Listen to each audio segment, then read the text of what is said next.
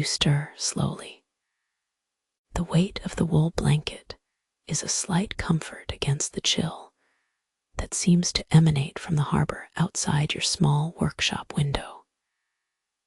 Before you even open your eyes fully, the defining scents of Ostia draw you into awareness. The sharp, metallic tang of salt brine, meeting the sweeter, earthy perfume of rendered animal fat and burning charcoal residue. It is a smell unique to this port, a mix that smells perpetually of life passing through, of ships docking, of markets opening up in the damp night air. You do not need a clock to tell you it is early. The deepest indigo of pre-dawn sky is just beginning to soften into slate gray above the clustered rooftops. The silence around your little space is profound, broken only by the distant, steady rhythm of the tide, a hushed sloshing against pilings far down the wharves. The first conscious movement is a slow stretching. You are accustomed to this languid start, moving with the low energy of someone whose life clock has always been set to the sun and the tides. Your simple tunic feels cool against your skin as you slip out onto the packed earth floor. The air hitting your bare feet seems damp and cold, forcing a momentary pause just to register the chill through the thin soles of your sandals. You move toward the brazier corner of the room, where yesterday's medicinal herbs still smolder faintly in the ash. This small fire is necessary not only for heat, but for setting a base scent, an anchor against the overwhelming smell of salt and commerce that will come with the day. You gather the dried roots and brittle stems, lavender scraps mixed with wild thyme you found yesterday, and gently pour them onto the glowing embers. The tiny burst of visible smoke drifts up, carrying the dry, herbal fragrance into the cool space. You crouch low to adjust the charcoal coals, your fingers navigating the delicate heat. There is a deep satisfaction in this initial ritual, a way of drawing quiet order from the lingering mess of the night. As you work, you observe the small details, the pattern of soot on the plastered wall, the faint residue of last week's tallow smudge on the wooden bench that serves as your preparation table. The next task is preparatory, a muted beginning to the day's trade. You approach the corner designated for materials. A large ceramic crock holds the solidified scraps from yesterday's wax mixing. It has cooled into a semi-hard mass, mottled with browns and creams, the remnants of lard mixed with beeswax. Touching it, you feel the subtle give of the material. It is solid enough to scrape, yet soft enough to yield under steady pressure. This tactile feeling grounds you in your craft. You retrieve the large, clean pot of oil meant for rendering fat from last night's waste catch, a small container near the hearth that holds potential heat. It is time to begin the gentle warming process. Using a specific scoop made of cooled iron, you carefully ladle a small amount of rancid lard and collected scraps into this cooking vessel over the nascent warmth of your brazier. The mixture begins with a faint, stubborn sputter, releasing a low, oily whisper that quickly intensifies into a comforting, familiar steam. You watch the first streaks of liquid fat start to separate from the solid matter. There is no urgency in this initial stage. It is a process designed to take time, allowing the materials to yield their essence slowly and completely. You sit on your low wooden stool, watching the oil settle into a golden sheen. The air around you grows noticeably warmer, wrapping itself around your clothing, easing the chill that had clung to the stone walls since before dawn. You note how the early light, now filtering through the slats of the workshop window, is pale and diffuse, merely illuminating dust motes suspended in the steam-tinged air. It makes everything look washed out, muted the colors of the tools, the browns of the wood, the whites of the beeswax scraps all share a similar quiet tone. As the rendered fats begin to bubble gently, you reach for a smaller container. It holds shavings of pitch, black and pungent, brought in from the maritime lumber yards. You add a small amount to the pot. The change is immediate. The scent deepens, shifting from merely greasy sustenance toward something richer, more complex, carrying that sharp, almost medicinal aroma of pine resin mixed with sea air. This blend, though rudimentary now, promises stability and duration for whatever light you create today. You take a moment to simply breathe in this evolving mixture. You are inhaling the literal building blocks of illumination for this part of Rome. The smell is a history.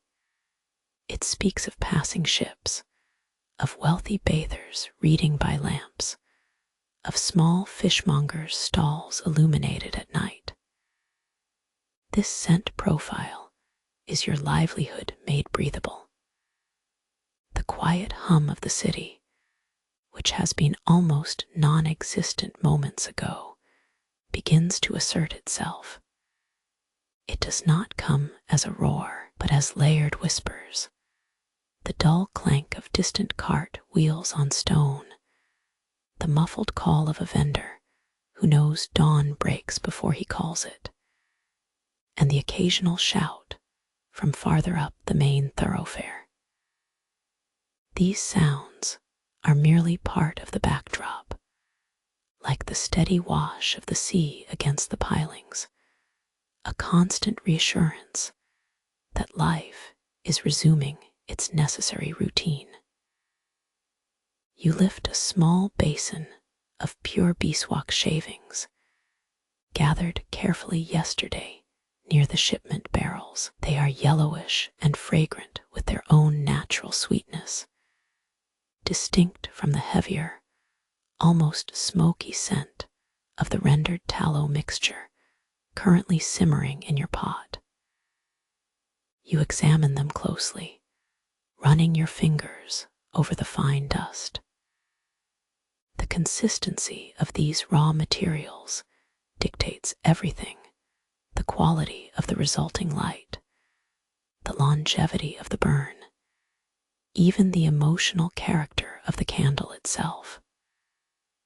Sometimes you think about the sheer necessity of this simple craft in a city that is so magnificent in its architecture, so overwhelming in its noise and wealth during the day. It is these quiet sources of enduring light that allow the evening rituals to take place. The wealthy patricians certainly seek out scented wax, infused with Egyptian oils. Yes, but even they require the foundational ability of your humble blend, the steady, reliable flame, achieved by properly mixed tallow and beeswax.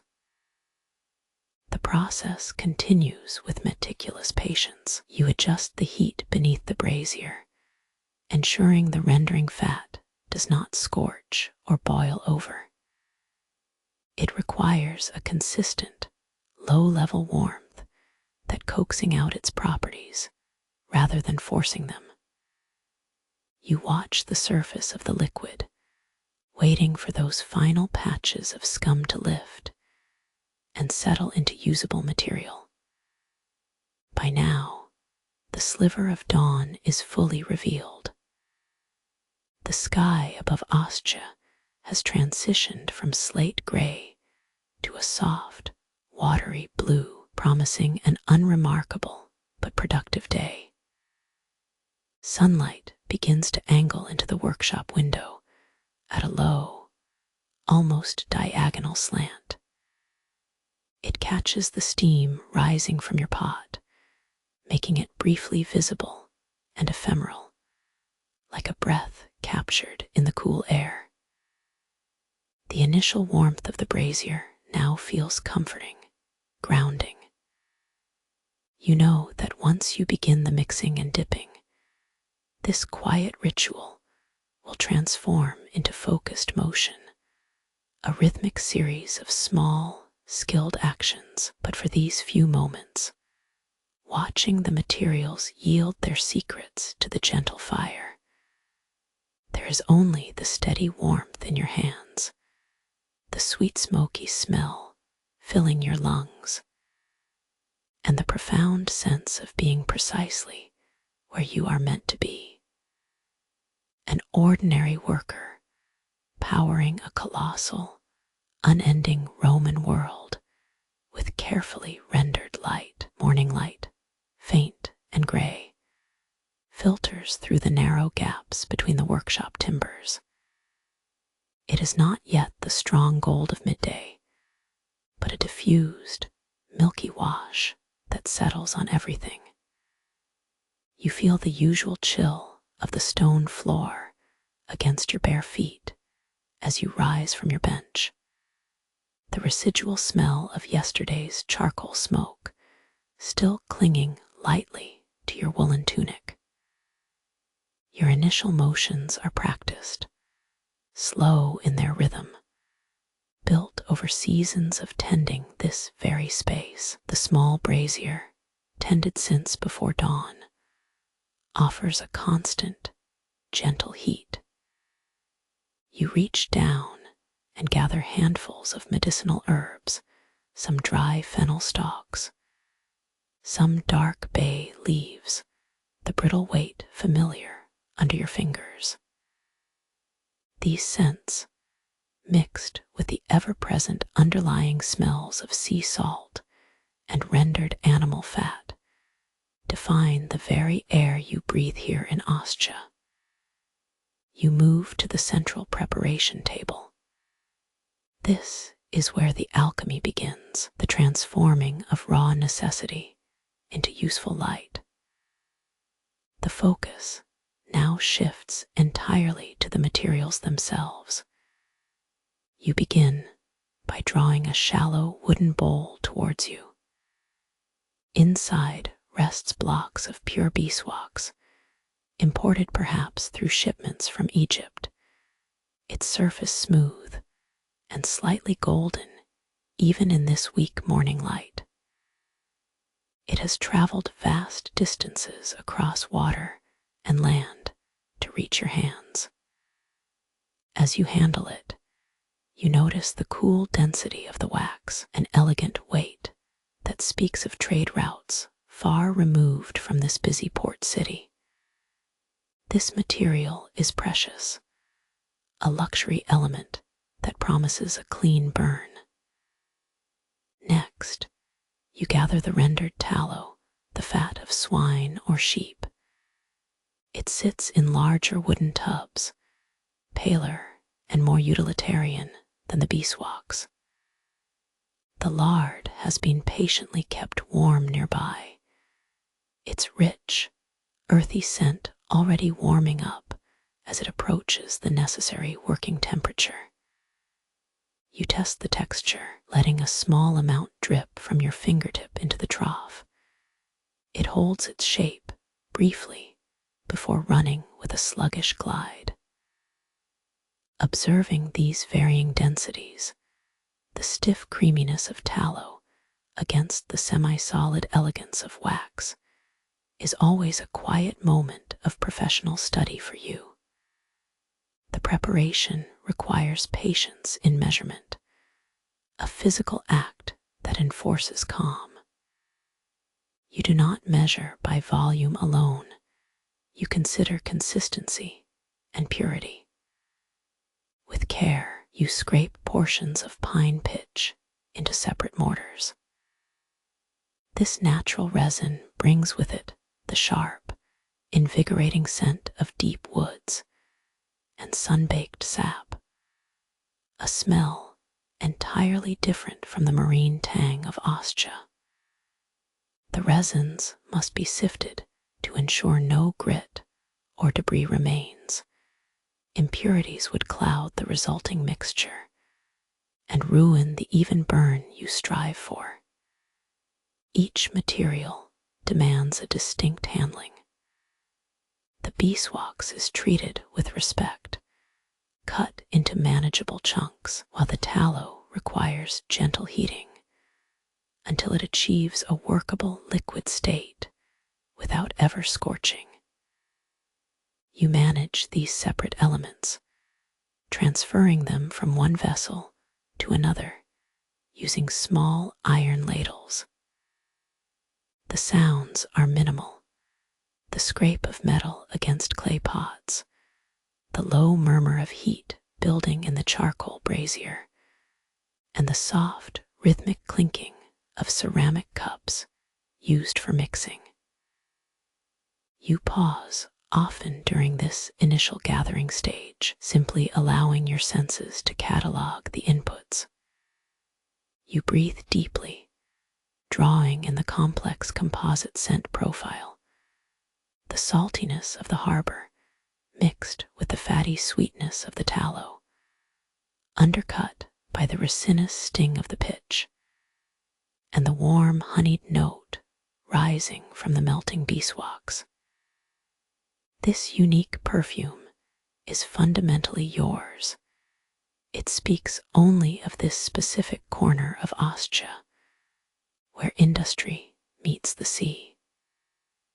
The foundational work settles into a gentle rhythm. You begin to mix the initial batches in large terracotta pots set upon low brick stands.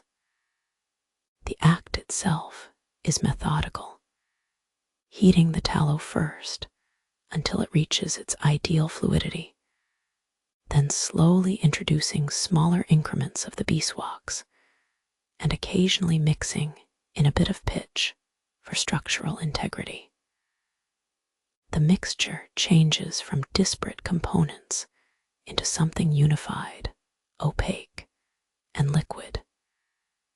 You stir slowly, drawing the heavy ladles through the thickening mass, observing how the temperature affects the viscosity, a visual indicator that tells you if your timing is correct. It is within this slow process that the sheer weight of Roman life becomes apparent to you. Light was never merely an absence of darkness. It was a commodity, a necessity that dictated schedules, commerce, and even social structure. Every single candle you prepare represents stored daylight, purchased or rendered through labor. The quiet predictability of your task provides its own kind of profound comfort against the backdrop of this enormous, constantly moving city. The resulting liquid blend is thick, warm, and glossy.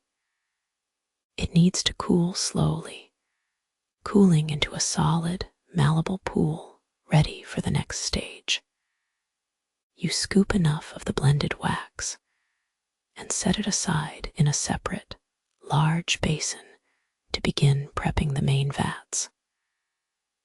The early morning light has deepened its penetration now. Streaks of weak gold attempt to pierce the workshop gloom. Outside, you can hear the distinct shouts of early dock workers starting their shifts, a distant cry, the rumble of wooden cartwheels on stone, the splash of men wading into the harbor water. You wipe your hands on a corner of sacking material, the grime mixing with the residual fat, and take a moment to simply observe the raw materials cooling before you. You notice how grains of dust settle in the slight unevenness of the workbench, how moisture condensation has left tiny rings upon the stone floor where pots have been set down. These small details ground your labor in reality. The finished wax, when it eventually hardens, will be an unremarkable cylinder. But to you, right now, it represents structured time. It is a controlled flicker against the vast, indifferent expanse of night and day. As the initial large pots begin their slow cooling cycle, settling into predictable temperatures, your focus shifts slightly toward organization.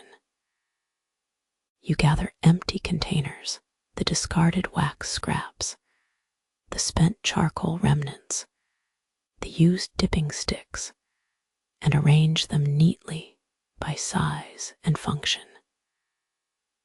This act of cleaning up is as much a part of the process as mixing the materials. It brings a quiet sense of closure to the foundational work. The systematic tidiness reflects the ordered nature you wish your product to possess. Stable, reliable, and true. The air remains heavy with the mingled smells, the sea's breath, the fat's musky warmth, and the sharp, cleansing scent of burning resin. This sensory cocoon is what defines your immediate world. You are enveloped by the quiet industry of transformation, working slowly towards a functional beauty.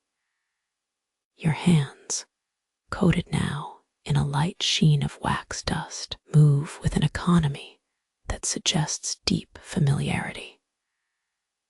The steady, calming rhythm required for this foundational preparation, the measurement, the heating, the cooling, and the careful blending, is itself a meditation on consistency, promising the enduring quality needed by all who rely upon the reliable glow of your work. The vats of wax are already warmed, resting softly on the stone slab where you usually do your mixing.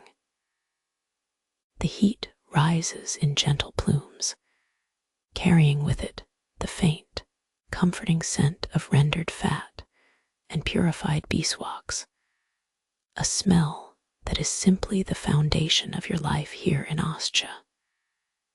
You move closer now, your pace slow and deliberate, drawn by the promise of purpose inherent in this next step.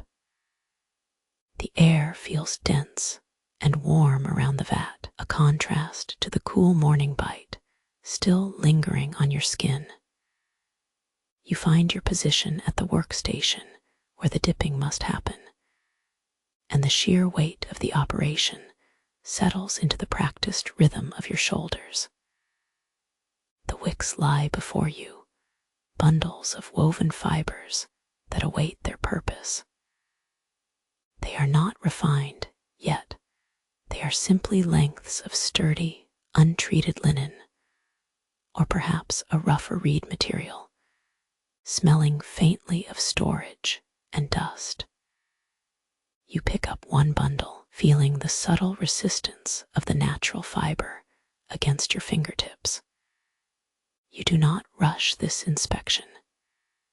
Instead, You smooth the material between your thumb and forefinger, noting the slight unevenness of the weave, remembering how important this seemingly minor detail is to the final burn. A poorly prepared wick will weep wax and struggle to draw up the fuel properly, wasting both time and expensive materials. The main vat glows with a steady, even warmth. It holds your blended liquid, a pale gold substance that shimmers slightly under the slatted light pouring in from the market street outside. You take one of the prepared wicks, holding it carefully by its base, and lower it slowly into the pool of melted wax. There is no sudden plunge. It is an unfolding action. As the fibers make contact with the liquid, they absorb the warm wax immediately.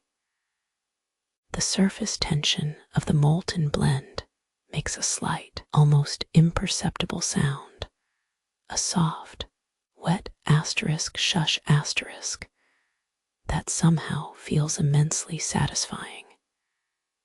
You lift the wick back out, ensuring that it is coated evenly and completely saturated up to a specific height. It does not feel brittle or overly heavy, rather, it gains a steady, comforting weight, perfectly quenched by the wax bath. You set this dipped wick onto a cooling rack nearby, allowing it moments to stabilize while you reach for the next one. This pause allows your mind to quiet itself, forcing you into an observational state that is essential for continuous, meticulous craftwork. Next comes the trimming. The excess wax coating the tip of the newly saturated wick must be removed by careful handwork. You select a small pair of specialized shears, tools worn smooth and dark with years of repetitive use, and guide them through the waxed fiber. You make small, controlled snips at regular intervals. The sound is crisp and dry. A gentle asterisk, snip, snip, snip, asterisk. A rhythm that matches the slow beat of your own heart. Each little piece of trimmed excess material falls onto a pile of waste wax shavings on the floor, a mundane collection of spent resource. The act of trimming becomes meditative. It requires nothing more than focus and an understanding of proportion, ensuring that the resulting wick is substantial enough to hold a flame, but not so thick that it will gutter or smoke excessively when burning for hours. You are essentially calibrating potential light. The depth and steadiness of this small burn rely entirely on the care you take in this precise moment. As you continue dipping, and trimming, your peripheral senses begin to engage with the workshop environment. The central focus is on the wax, but your awareness expands outward. You notice the interplay of light here, where the sunlight angles through a gap between timbers. It catches the smooth, wet sheen of the finished candle body. Another area, shadowed by stacked empty containers of pitch, remains in cool gloom. This variation in illumination constantly reminds you of the materials, the struggle to capture and harness necessary brilliance. From across the workspace, you can observe the collection of your tools. The sturdy pottery vessels that held the raw tallow, now rinsed clean and drying. The heavy, smooth wooden board used for marking measurements, the empty amphorae stacked high in a corner, awaiting their next batch of oils. These objects are silent testaments to the enduring nature of commerce here in Ostia. The process is inherently repetitive, a kindness that allows you to quiet your internal thoughts and settle into pure motion. Your hands perform the same movements over and over again, the lift, the dip, the trim, and with this repetition comes a kind of deep historical comfort. You are following an established pattern, a rhythm known by every generation of candlemakers who worked in this very spot. The aroma is your strongest constant companion.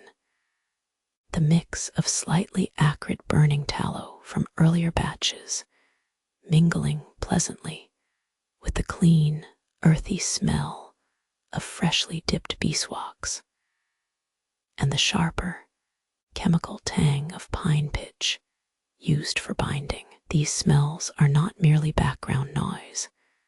They define the geography of your work, making this room uniquely yours. You think, without naming it aloud, about why this particular craft persists in a city of such grand architecture and dizzying exoticism. Ostia is a place defined by its magnificent arrivals, the ships bringing silks from the east, the wine from Gaul, the slaves carrying tales from distant lands. Yet these grand movements ultimately depend on something humble, controlled light.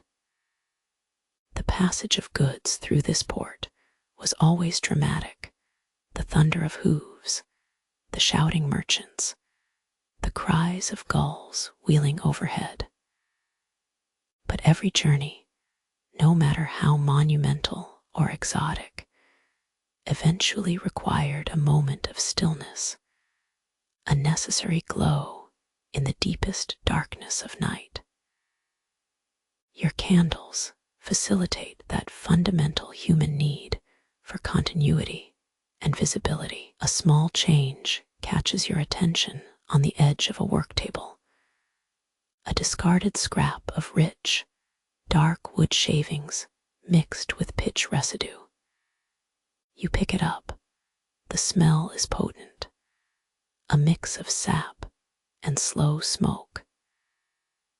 This reminder of the raw binding agents connects every step you take back to the beginning, from the fat rendered in the brazier to the fiber steeped in the vat. You consider the next few candles required for an order meant for a patrician villa, knowing these will be scented with imported resins.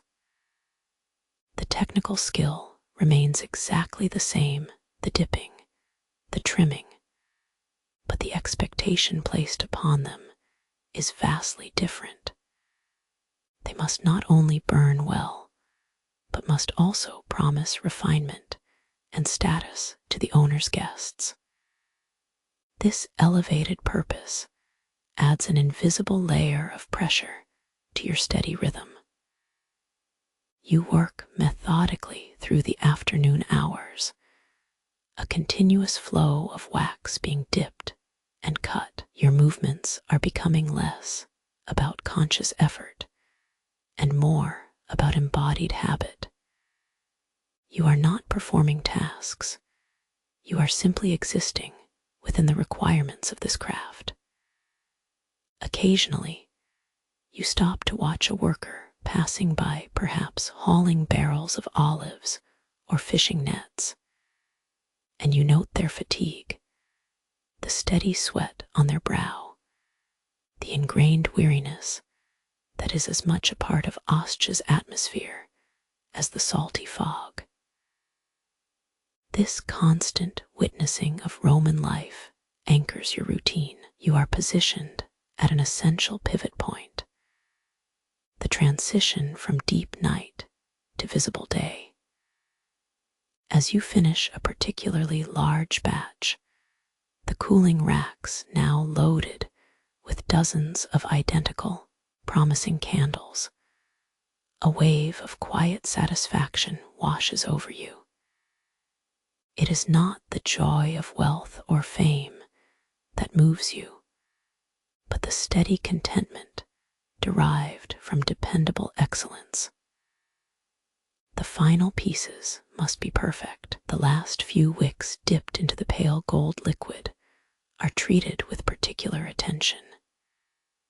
You dip them slowly, ensuring every strand absorbs its share of the blend. As you lift and set them aside to dry, your breath slows in time with the rhythm of the dipping vat, a continuous inhale of warm wax vapor, followed by a slow exhale that carries nothing but the scent of industry. The workshop falls into a deeper quiet now. The sun has moved higher, casting long, sharp-edged shadows across the packed earth floor. You lean back briefly on your knees, letting your forearms rest on the cool wood.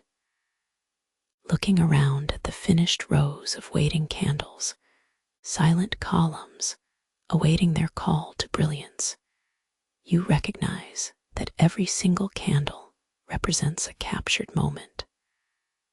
A moment of study by an academic, a moment of prayer in a small temple, or perhaps just a solitary flicker of warmth against the pervasive chill of the Mediterranean night. It is a gentle knowledge, but a profound one.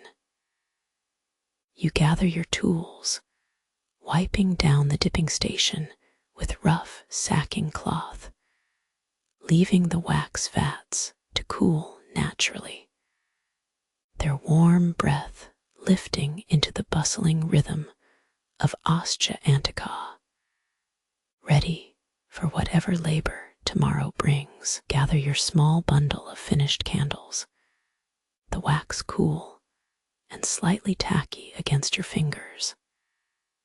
They are simple sticks of light, straight and dependable, their purpose clear in this bustling port city that sleeps nowhere for long. The air here on the covered walkway is different from the enclosed quiet of your workshop. It carries a mixed breath. The sharp scent of drying fish bones mixes with the faint sweetness of spilled wine, underpinned by the ever-present damp salt tang.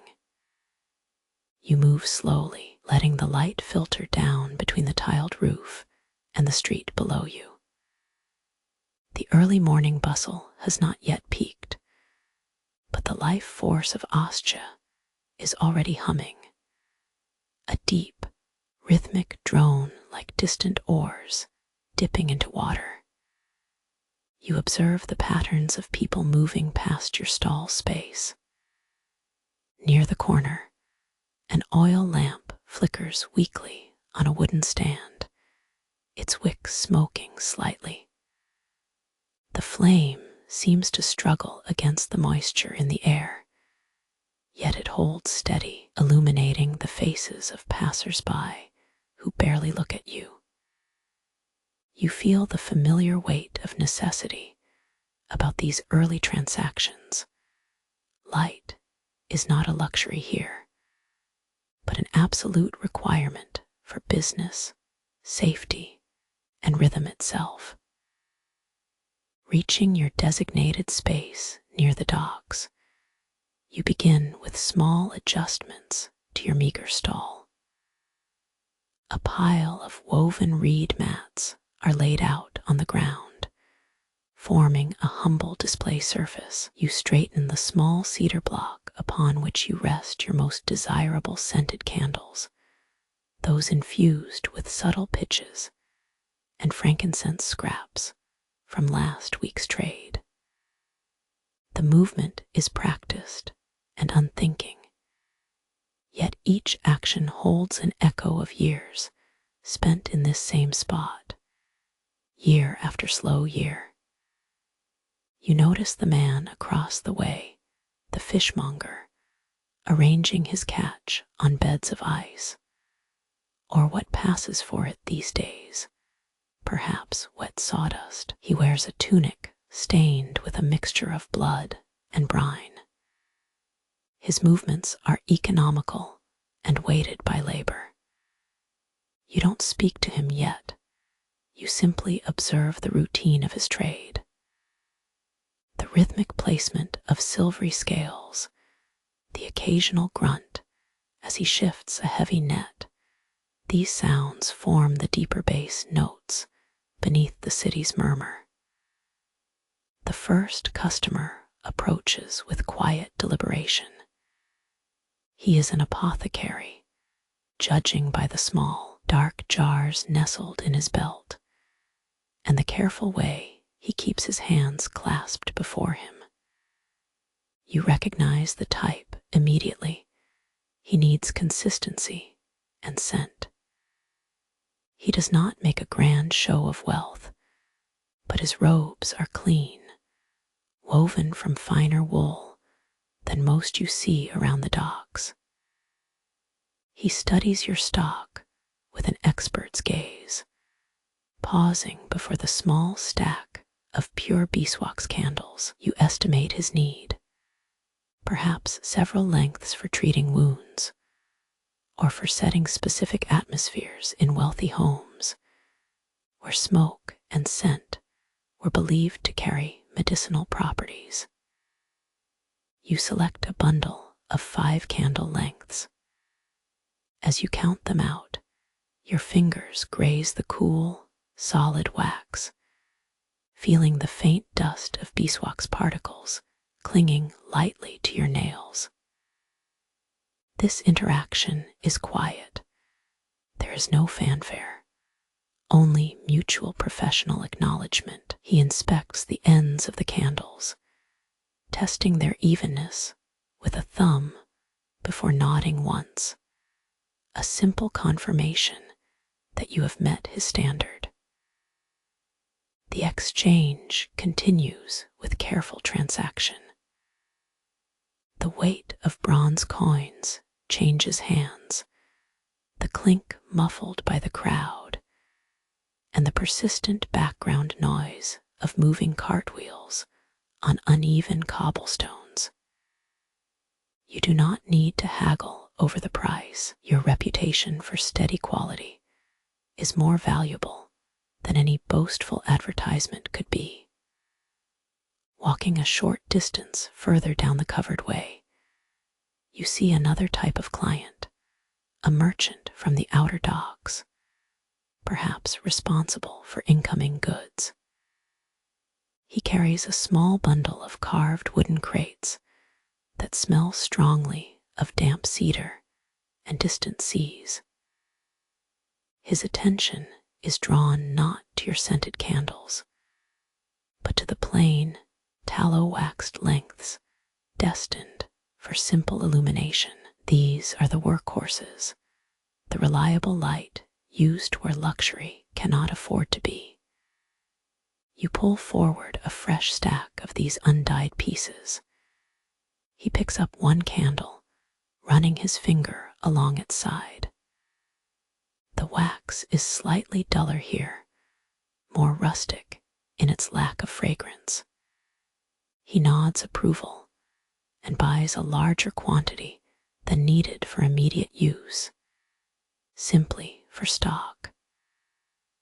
Observing the exchange of goods reveals much about the city's social texture. The wealthy man wants to project an image through scent. The laborer needs basic light to navigate his stall after dusk, and the merchant stockpiles utility. You are caught in the middle, supplying the fundamental substance that connects all these needs.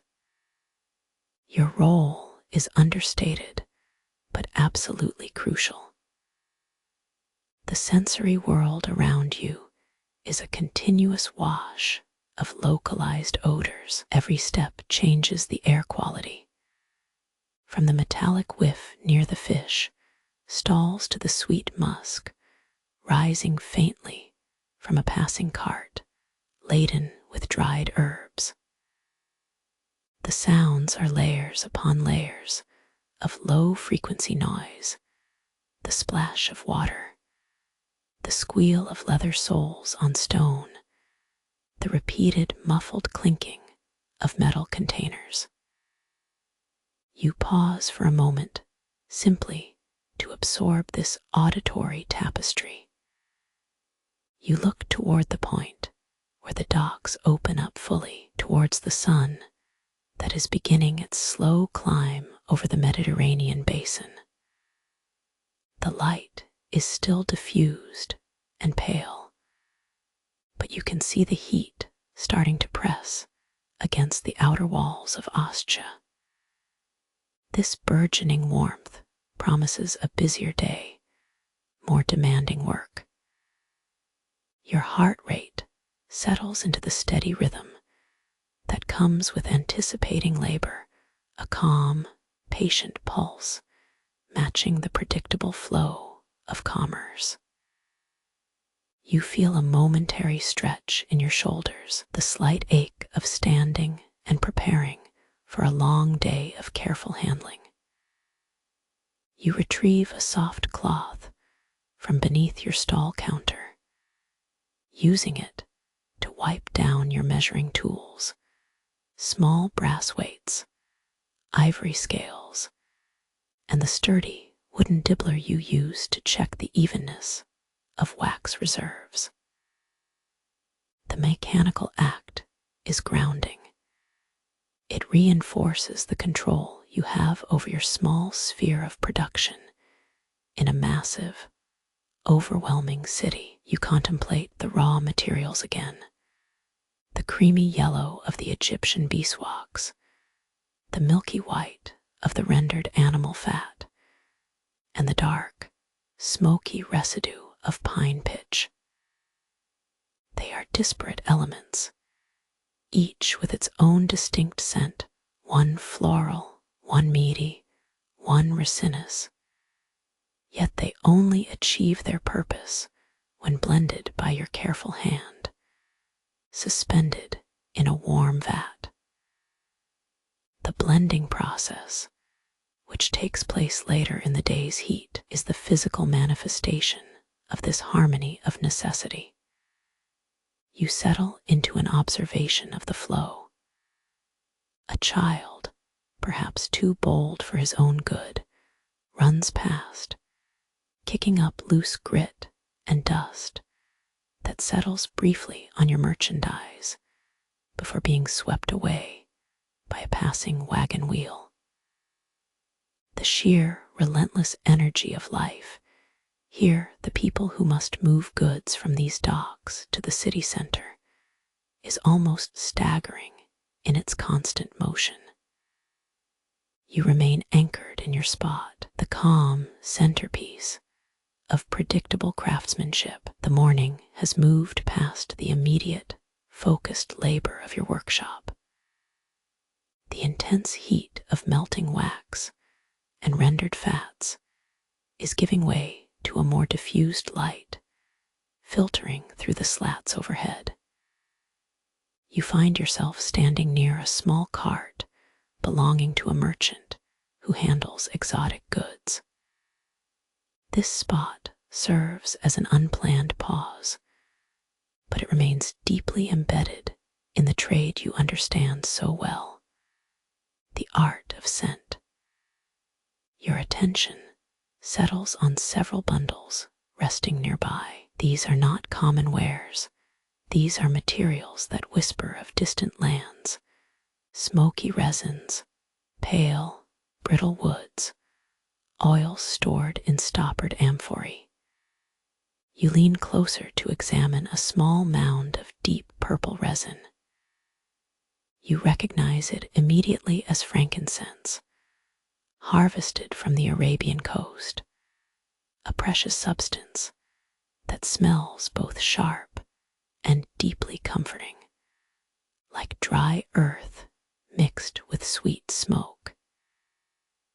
It was a commodity of stories, always arriving on ships that had navigated rough Mediterranean waters. The scent alone is profound. It doesn't just smell strong, it has layers. There is the initial bite of sap, followed by an undertone of honey and old spice. You imagine the journey this resin took, the harsh salt spray, the endless creak of the hull, the hands that gathered it far away under a hot sun. Nearby, another merchant displays shavings of cedar wood. These wood pieces possess a dry, medicinal perfume that seems to resist the humidity of the port. The air around them is thick with the scent of drying timber and age. You observe how these natural fragrances are destined to become something else, not just smoke for ceremony, but woven into your simple wax blend, elevating it from mere fuel to an object of luxury. It is a lesson in contrast that unfolds slowly before you. Here, next to the simple jars, holding common rendered tallow fat, rests this exquisite collection of resins and oils. The difference speaks volumes about the lives of those who buy your light. Some will require plain wax for function, for a fishmonger's stall, or an apothecary's medicinal lamp. Others, like the wealthy patrician whose villas demand ceremony, desire only the weight and story held within these aromatic goods. You trace your fingers lightly over a sample of raw pitch used for sealing amphorae. The smell is pungent, sharp, almost metallic, a grounding scent that speaks of necessity and enduring physical materials. This pitches against the lightness of the pure resins. You realize that every single element in your trade, from the coarse tallow to the finest frankincense, contributes to a complex picture of Roman life. The weight of these traded stories is palpable. The resin means pilgrimage, the pitch signifies solid commerce, the vanilla oil, if it were present, though you wouldn't know its name now, you would sense its tropical sweetness, implies vast, complex networks of trade routes, stretching beyond what you can see from your workshop's window. You watch a small procession pass by. They are citizens moving through the covered walkway, their pace measured and unhurried in the midday heat. A pair of sandals creak rhythmically against the paving stones. They carry baskets woven tightly with fresh bread and vegetables bought from the inner markets. To them, your stall and these exotic resins might only be a momentary backdrop to their essential business. You pause again, taking a deep breath that pulls in the composite atmosphere, the background hum of human voices overlaid with the sharp tang of brine, pierced occasionally by the sweet, lingering ghost of frankincense mixed into your workshop's air. It is an olfactory map of Ostia Antiqua. Your reflection turns inward to this complexity. You are a candlemaker, someone who deals primarily in light and fat, in things that burn and diminish.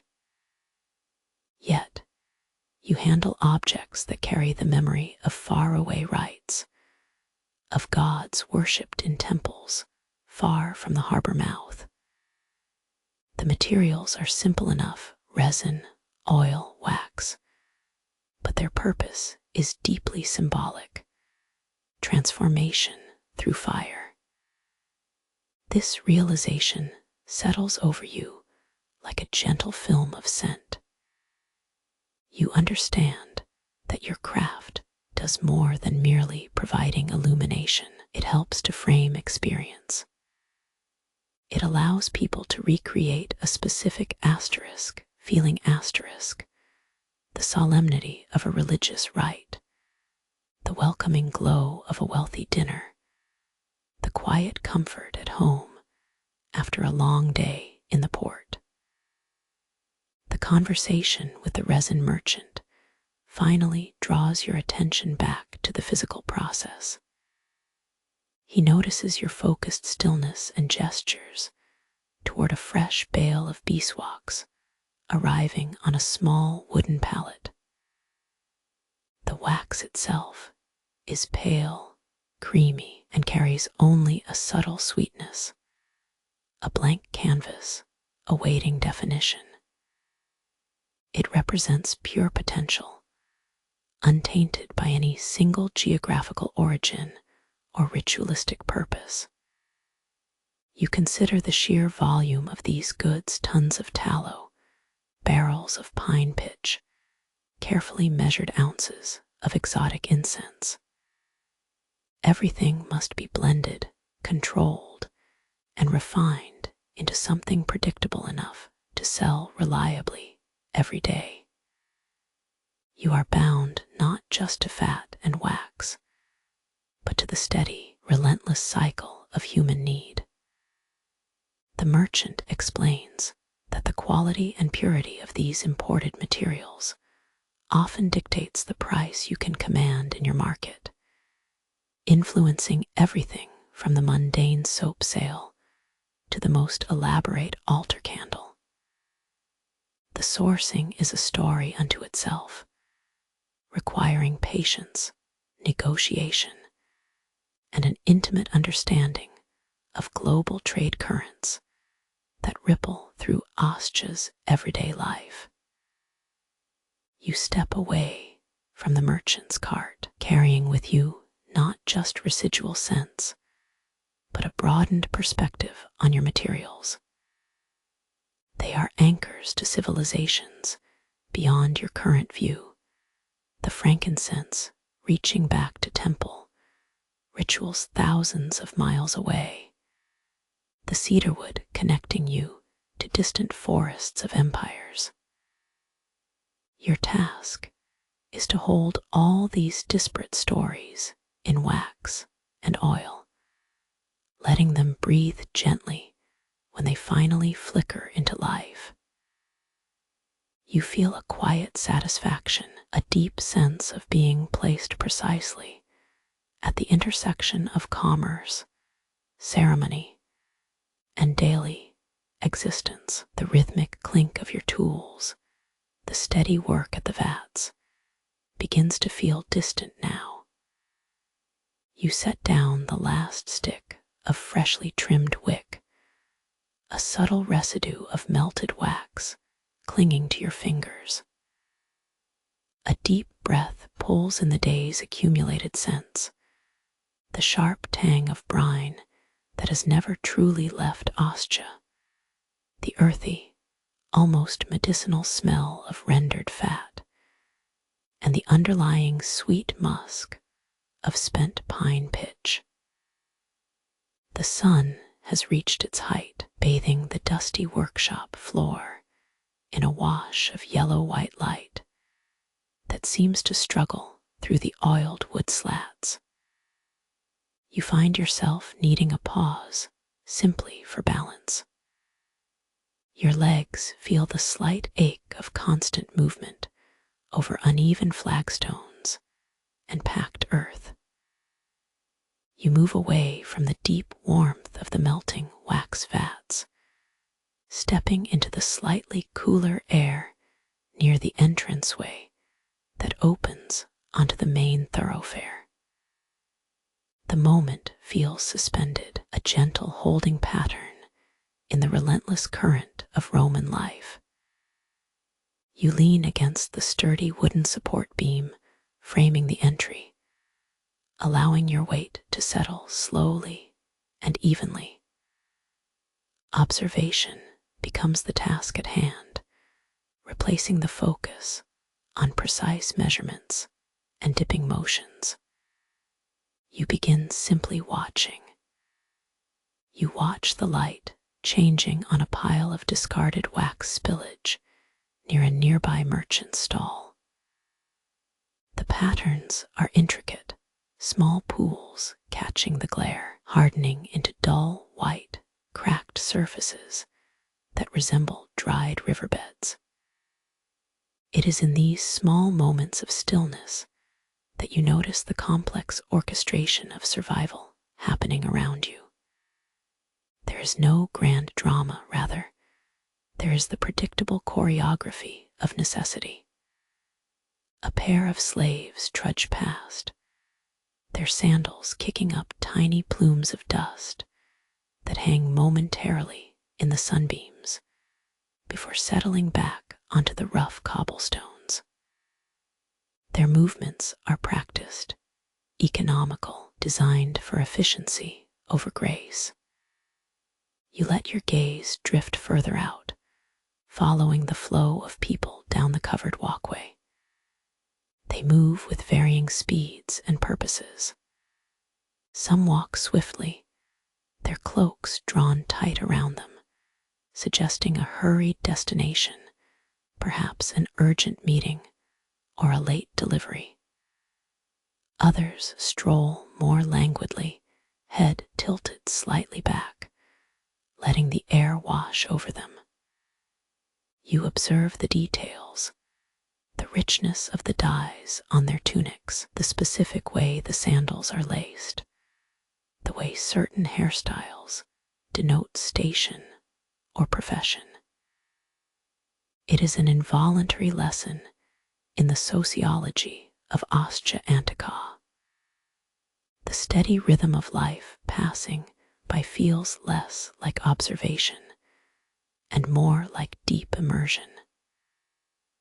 You notice a fishmonger near the corner stall, a man whose hands seem perpetually dusted with salt and damp scales. He is arranging his catch, stacking glistening white fish upon beds of crushed ice, or perhaps simply layers of wet reeds. The scent from him is intense, iodine mixed with sweat and the mineral smell of seawater.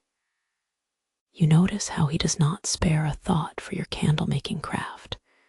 To him, you are just another source of transaction, another commodity in the city's vast exchange.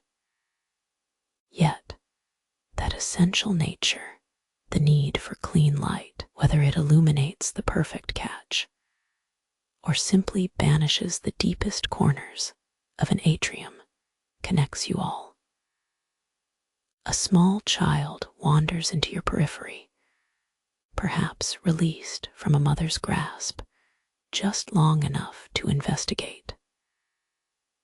The child stops near the edge of your workbench, drawn by something, maybe the faint scent of resin clinging to the wax, or simply the mesmerizing contrast between the raw materials and the finished goods. You watch the way the dust seems to catch in the grooves of their simple sandals, kicking up miniature clouds with every tentative step they take away from the stall. The child looks at the stacked candles, the straight columns of soft, yellow-white promise, and then moves on, pulled by a brighter distraction. This pause, this midday rest, becomes a kind of profound schooling in simply existing within history's frame.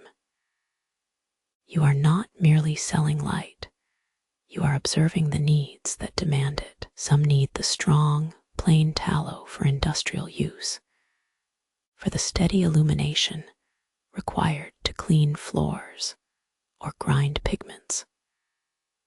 Others require the scented wax, imbued with costly frankincense, signaling a private ritual or social status during an evening meal.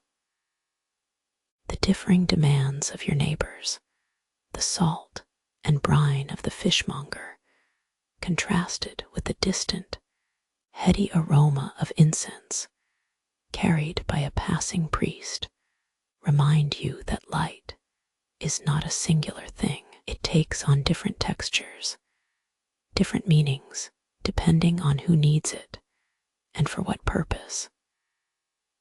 You finally let your attention settle back upon the cool, solid surface of your workbench.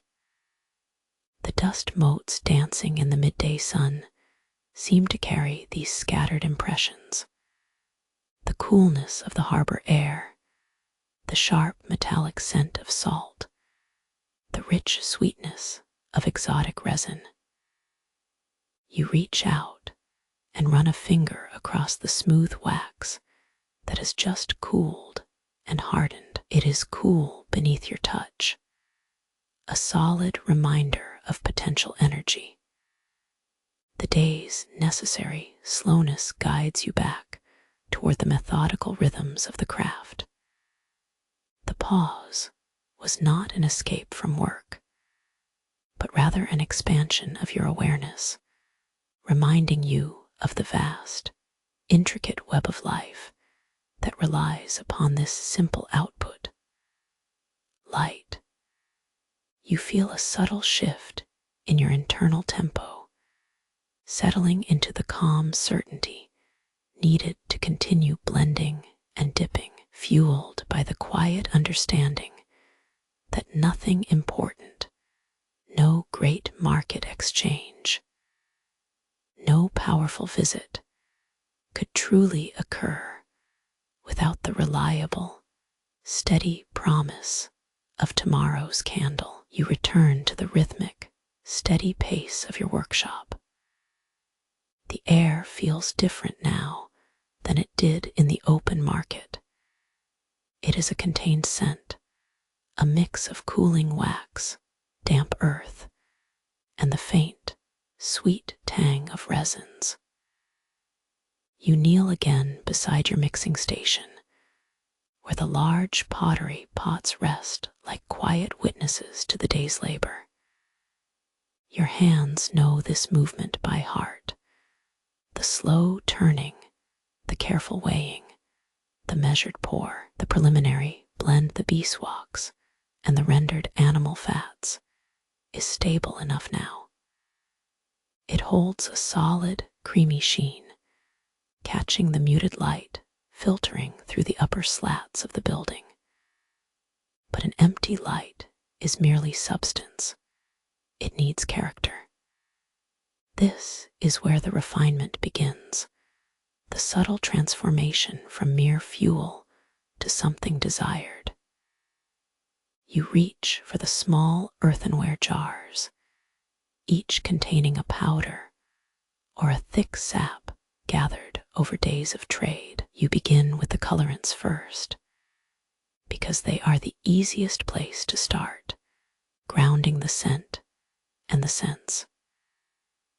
You remember passing by the stalls near the forum earlier, noticing the deep purple hue of certain local berries, dried and ground into a fine, cool dust. Or perhaps the rich ochre that stained the clay pots sold nearby, a pigment harvested from the earth itself. You take a pinch of this ground berry powder. It settles lightly onto your fingertips, staining them with a temporary stain of deep violet. You test its effect by gently rubbing it against a small piece of unused wax.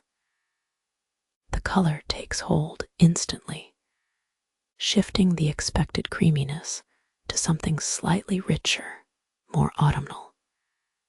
It is an immediate change, yet so delicate that if you were not watching closely, you would miss it entirely. The process demands patience. You do not wish for a startling shift.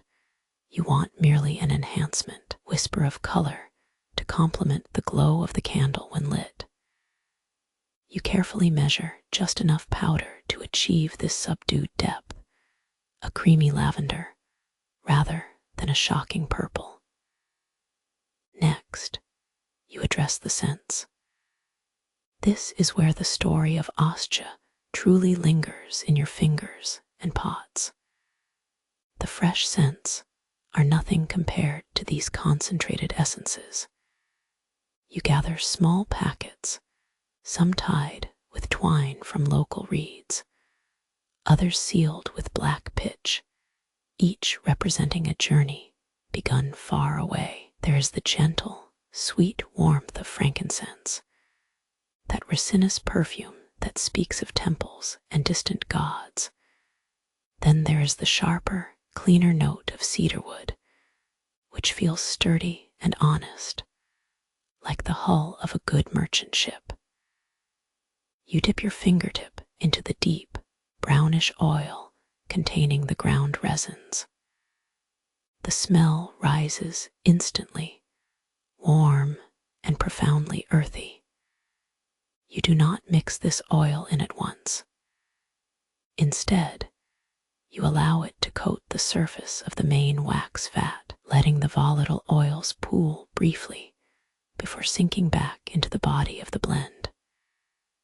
It is a slow, almost magical interaction. You observe how the scent interacts with the temperature.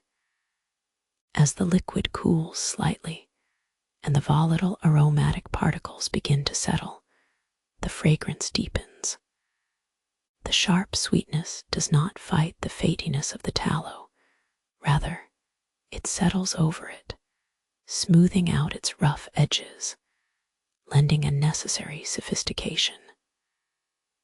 Sometimes you consider mixing brighter, more overtly sweet scents, perhaps imported vanilla pods or bright citrus oils that burst with immediate energy. But for today's batch, destined mostly for simple street lamps and humble stalls, the resins are better. They provide dignity without pretension. They whisper of established routine rather than flamboyant display. You move with the careful consideration of a chemist.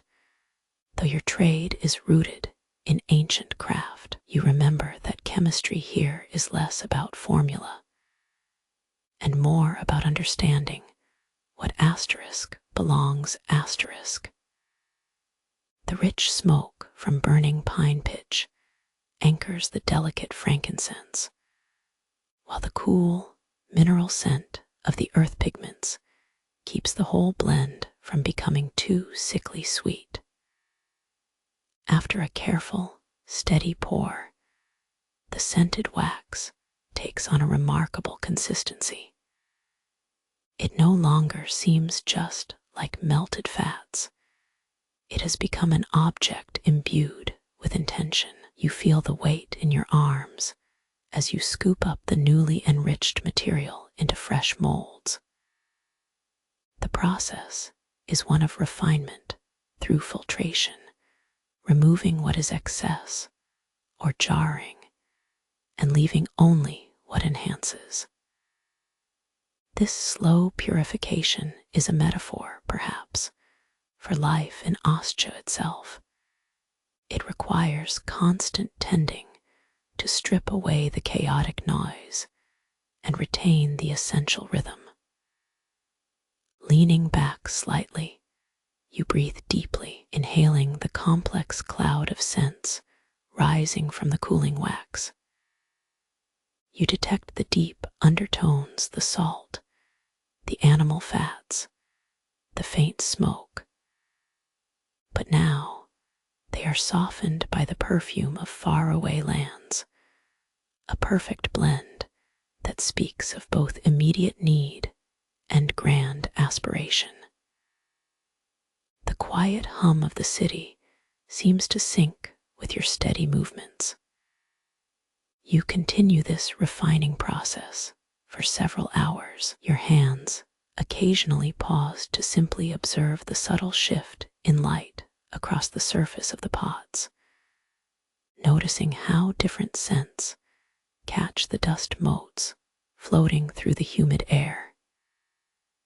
Each small addition, a splash of colored dye, a slow drip of resin oil, builds complexity, making the simple act of creating light into something profoundly meaningful.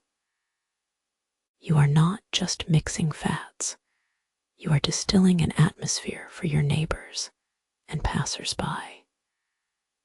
This steady sensory work anchors you firmly in the dependable, comforting rhythm of Ostia's life. The afternoon air carries a distinct change, a slow loosening of the day's sharp edges.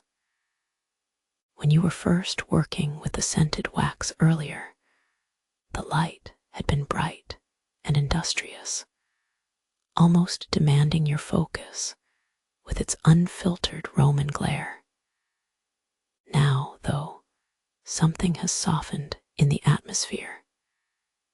You feel it subtly on your skin, the heat of the sun that beat down upon the baked clay walkways seems to draw back, replaced by a gentle warmth that speaks of approaching evening. The light entering through the slats above your workspace is no longer white and sharp. It stretches, becoming thinner, more golden near the edges, and taking on deep amber tones as it descends. You watch this slow transformation happen across the polished wooden floor, seeing how the intense brightness of midday gives way to a mellow glow that seems almost liquid in its quality. Each ripple of light across the grime-streaked mortar is a visible marker of time passing, an undeniable signal that the day has traveled steadily toward its close. You are finishing an order today, a substantial request for a villa owner who lives on the quieter heights overlooking Ostia Harbor. This client does not require the plain candles used by the humble fishmonger. They seek luxury.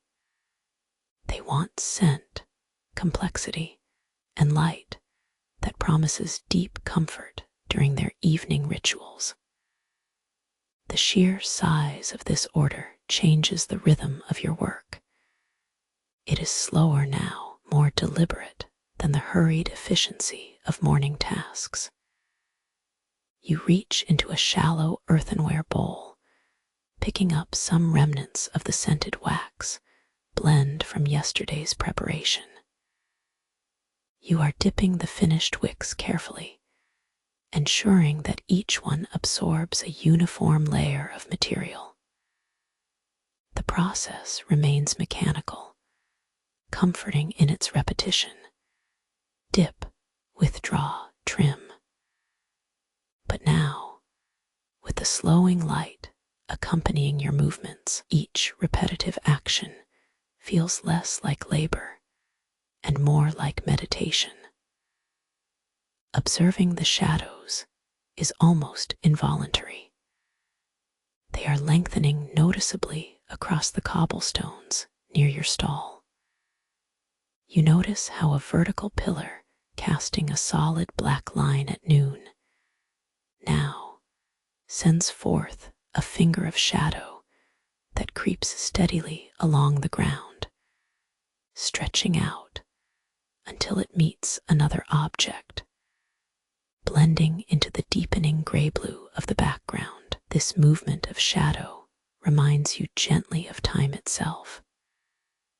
Time is not measured by great clocks visible to all, but by these subtle architectural shifts, by the slow crawl of a lengthening shade. It is a patient measurement, requiring only careful observation to notice at all. You smooth out a pile of freshly cut wicks that are awaiting their final dipping. The linen threads feel cool and slightly rough beneath your fingertips. You contemplate the candle they will become. A simple thread transforming into an object designed solely to capture and hold light. This function, this singular necessity for controlled illumination, is what makes your trade so vital in this sprawling, vast port city. Passing by another stall, perhaps a merchant selling oils or olive goods, you watch the way the afternoon sun catches the slick surface of their earthenware jars. The reflected glare shifts with the slant of the sunlight, showing you how mutable even stable surfaces can appear when viewed through changing light. Everything in Ostia seems bathed in this ephemeral gold hour glow. The wealthy client who commissioned these scented candles for the villa owner is waiting nearby. You do not need to speak to them. Your methodical work speaks enough. They observe the careful application of scent and the consistent length of the wicks, assessing the quality purely through sustained observation. Your role feels quieter than a transaction. It is about competence, reliability, and the mastery of simple materials. You pause briefly, letting your eyes adjust to the deepening contrast between the sun-drenched paving stones and the cool interior shadows of your shop. You notice the air's texture changing too. It becomes heavier, carrying not just the usual mix of briny salt and hot grease, but also a faint, sweet perfume from the resin blend you are currently using. The scent of frankincense, usually reserved for high ceremony, clings softly to your work area. It is an odor meant to elevate, to suggest sacred spaces, even in the private rooms of Ostia homes. You realize that the aromatic function of a candle extends far beyond mere pleasantness. It has the power to transform atmosphere, suggesting rituals or quiet contemplation within 4 simple walls. The shadows deepen enough now that you start thinking about how much easier your work was when there was plenty of light. When the sun is high, you see every particle of dust dancing in the warm shafts. You can examine the grain of every piece of wood and the minuscule imperfections in the vessel holding the tallow. But as twilight approaches, the world seems to soften its edges, requiring less scrutiny, allowing for a deeper kind of focus. Your attention drifts momentarily to the neighboring street activity. People are beginning to move with a different pace. The urgent rush of midday errands is giving way to a slower, meandering rhythm. Shoppers carrying small baskets seem to take their time. Men walking home from the docks move at an unhurried clip. There is less urgency in the footsteps now that the sun begins its gentle surrender. You return to your work, adopting the comforting pace of someone who has been performing this task countless times before. Your hand guides the dipped wick with practiced ease. The slight, soft asterisk clink asterisk as the excess wax drips back into a catch tray provides a steady rhythm, a metronome for the passing hours. The simple life in Ostia is structured by these rhythms, the sun rising, the materials being prepared, the flow of trade reaching its peak, and finally, the gradual descent into the evening. It is a constancy that grounds you day after day. As the last vestiges of direct sunlight disappear down toward the harbor basin, casting the water in shades of bruised violet and darkening blue, you feel an increasing sense of calm settle over your shoulders. The urgency has left you entirely.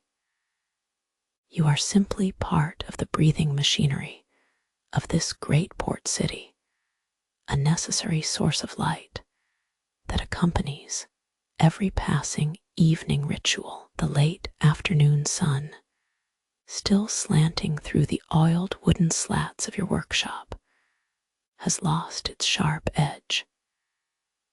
It now carries a softer, deeper quality, illuminating dust motes that dance in the shafts of warm light. You move away from the main workbenches where the scented wax cools and hardens, taking a moment to stand near the threshold that separates your workspace from the steady flow of Ostia Street. The air here is different. It carries the complex blend of smells, the sharp tang of sea salt mixed with smoke, underlying both odors being the pervasive scent of humanity and trade. You do not rush the inventory. You walk slowly along the length of your main table, a surface now coated in fine dust and the faint residue of burnt beeswax. This is a ritualistic inspection, an accounting conducted not just by numbers, but by touch and smell. You gently run your fingers over a stack of newly molded candles. The wax feels cool and smooth beneath your fingertips, holding the precise, slightly earthy scent of pine pitch mixed with the ghost memory of frankincense oil.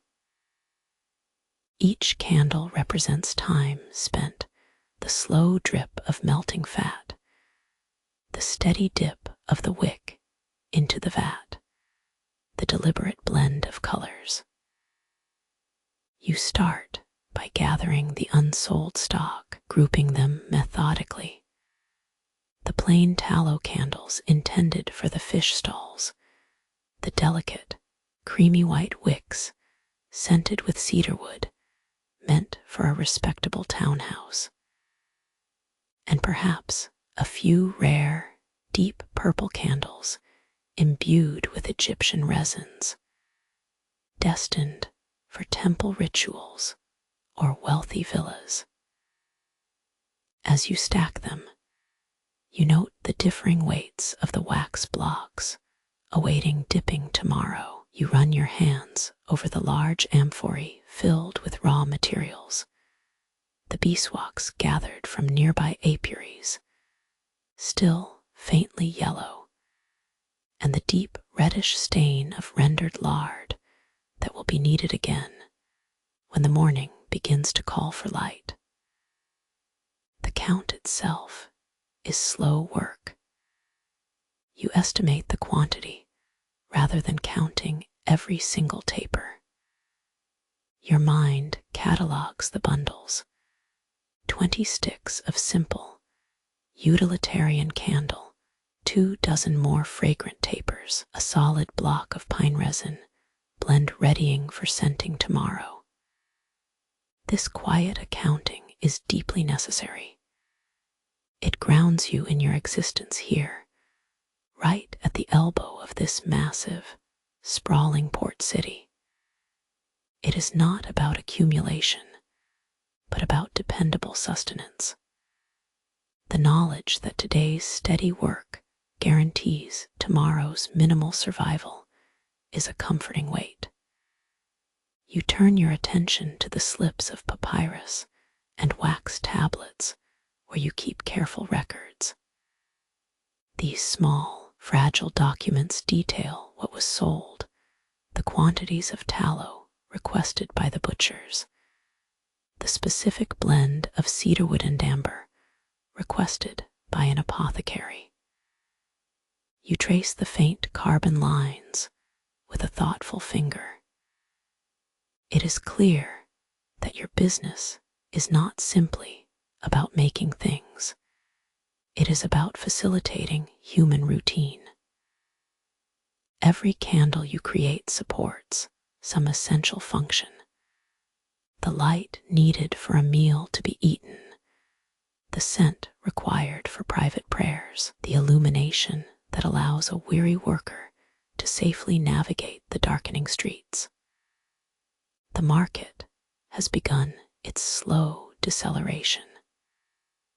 The frenetic energy of midday transactions is giving way to the measured gait of evening wanderers. You observe this change in the passing crowds. Where there was once the quick shuffle of carts and the shouted bargains, there is now a more measured rhythm, the careful passage of families returning home, men settling down with baskets full of days' earnings. You feel connected to this ebb and flow, watching how your own workshop remains a steady counterpoint to the city's great pulses. The inventory process forces you to pause and reconsider the sources of your materials. You think back to the deep harbor where the brine smells are strongest, realizing that even the most refined scent, the costly frankincense from Arabia, cannot entirely mask the persistent smell of the sea. This simple blend of ocean life and commerce is the background music to your life here. The stability of the salt trade dictates your existence just as much as the quality of your beeswax. You move toward a wash basin near your rear exit, gathering small scraps of wax waste and trimming excess tallow residue into designated receptacles. These materials are not trash, they are potential. They will be remelted, repurposed, or perhaps mixed with pitch to create a new binding agent tomorrow.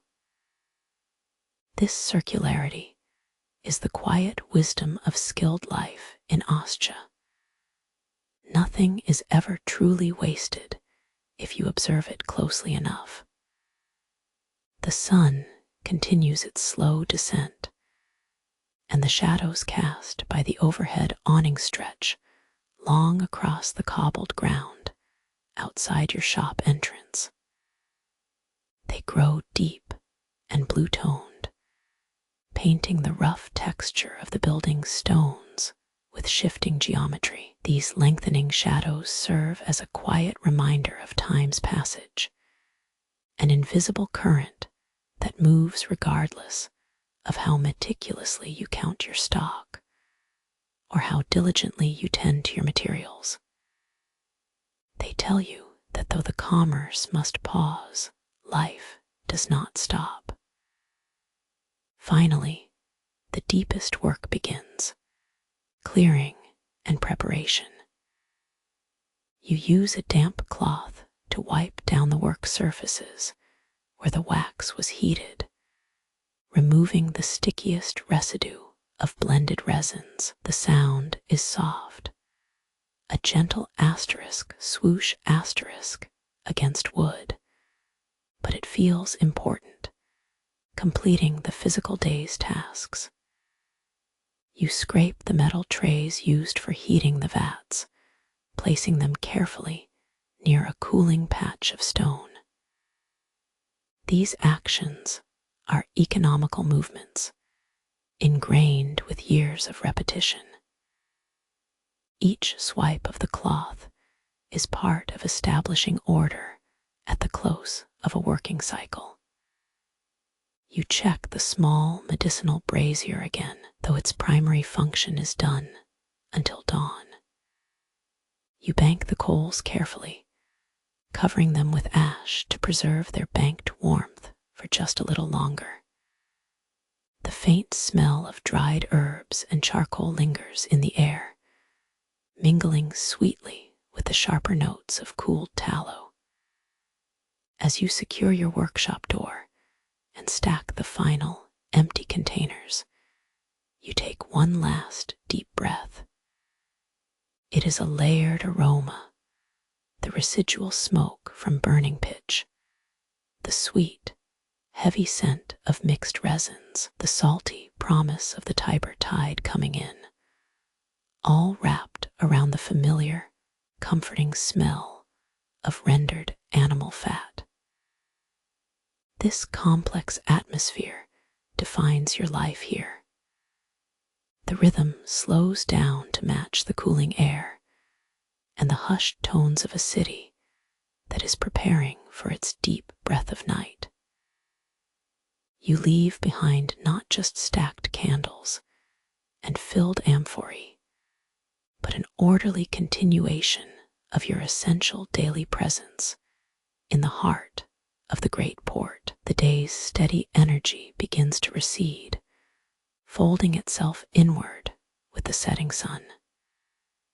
You finish your last task of trimming wick remnants, a small pile of dark, spent cotton fibers on the worn stone floor. The late afternoon light filtering into the workshop is no longer bright and insistent. It has softened to a deep, honeyed yellow that seems to absorb all sharp edges, lending a gentler quality to the clutter of your station. You notice how this specific shade of light, low in the sky, highlights the patina on your tools, the faint greenish stain inside the pot where you rendered wax, the slight roughness on the oak table surface worn by generations of hands. You stand and slowly gather the scraps into a woven basket, preparing to seal away the remnants of the day's labor. The rhythmic ache in your shoulders, which has been steady and comforting throughout the hours, becomes more noticeable now that the urgent needs of commerce have subsided. You carry the basket toward the corner where your small brazier sits, cooling steadily since you banked its coals earlier near midday. The smells in the workshop are beginning to shift. They are no longer dominated by the sharp tang of melting fat and raw beeswax. Instead, a complex layering emerges. The sweet, musky scent of spent frankincense clinging lightly to the porous stone, mingled with the clean, metallic smell of salt water drifting through the open doorway from the main thoroughfare. The brazier needs attending. You gently lift the ash tray, careful not to disturb the remaining coals. The heat that rises is more manageable now, a warm breath rather than an active flame. These lingering embers hold the cooled ashes of various herbs, rosemary for sleep, thyme for cleansing, sometimes just dried pine needles for their clean, woody scent. You arrange them carefully, knowing they must maintain a minimal warmth overnight to deter pests and help keep the workshop air from growing stale, heavy with used resins. You move toward the small preparation area where the empty vats sit waiting. They are ceramic, thick-walled vessels that have absorbed countless cycles of heat. Running your palm over the cool glaze, you consider how many similar pots must have passed through your hands across decades, each one holding the material for a different life. The bright light for a banquet, the dull glow for a single merchant's ledger, the sweet perfume for a private rite. It is time to extinguish the primary working lamps. You do not use a quick blast of wind or a simple wet rag. Instead, you employ a small, folded piece of linen that you barely smother the open flame with, drawing the fire's breath out slowly and respectfully. The little hiss as the oil wick goes cold is surprisingly loud in the sudden quiet. Soon, only a few scattered candles remain lit. Some were kindled by passers-by on their way home from the port docks, casting brief, flickering arcs of gold across the stone.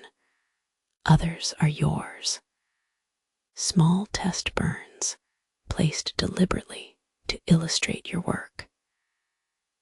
You observe these remaining flames. They do not burn with the fierce intensity of the midday sun, reflected off polished marble. They consume themselves steadily, whispering upward in columns of light that seem both fragile and immensely powerful all at once. Their glow illuminates imperfections, a tiny crack near the base of a jar, a slight smudge on the wood table, the way the salt crystals cling stubbornly to the edges of your storage bins. This act of watching multiple small flames burn down is a lesson in slow decline, mirroring the natural rhythm of Ostia itself.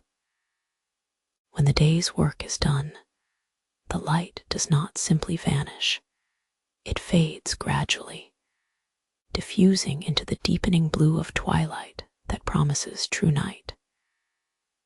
You realize that every candle you make, no matter how temporary its function, participates in this same cycle, a brief burst of defiance against encroaching darkness. The air outside now carries a different scent than the brisk, urgent smell of commerce mixed with sea salt. There is a heavier perfume to it, carried perhaps by evening breezes coming up from the Tiber mouth, smoke from cooking hearths, the deep, fermented aroma of wine draining from amphorae, and beneath it all, the ghost scent of human habitation, 100 small lives settled into their respective routines. You stand near the threshold again, looking out toward the cobbled street. Though the usual bustle has quieted, you can still perceive the life humming beneath the surface stillness. You hear the muffled shouts that are not cries for goods, but simply acknowledgments of passing, the call of a water carrier settling into the cadence of twilight fatigue. The deep, slow groan of a cartwheel turning over stones echoes down the passage, far slower than it was at noon. You think about the necessity of this persistent glow. In Rome, in Ostia, light is not merely visibility. It is safety, commodity, ritual, and marker of status. Without your candles, how does the world simply proceed? The merchant cannot close his books by oil lamp's gentle measure. The family cannot hold its simple meal lit by tallow. The priests cannot perform their private rites for comfort or connection. The cool air finally touches your skin, reminding you of the vast difference between the heat generated by melting pitch and the deep, pervasive chill that settles into porous stone after sunset. You methodically collect your small working lamp, coiling the linen wick neatly and placing it back on its hook. The physical act of tidying up is a quiet meditation. By ordering the chaos of tools and scraps, you order your thoughts and prepare yourself for rest. The deep reflection settles over you then. Life in Ostia Antiqua moves with a dependable, almost comforting predictability.